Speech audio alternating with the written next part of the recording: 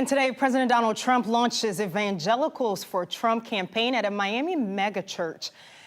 Thousands have packed the church, which is led by an influential Latino pastor. Evangelicals are among some of President Trump's most loyal supporters, with 80% of them voting for him in 2016. But a new poll from the Pew Research Center showing that support has slipped slightly to 69%. A few weeks ago, the editor of Christianity Today, founded by the late Reverend Billy Graham, wrote in an op-ed piece calling for President Trump to be removed from office.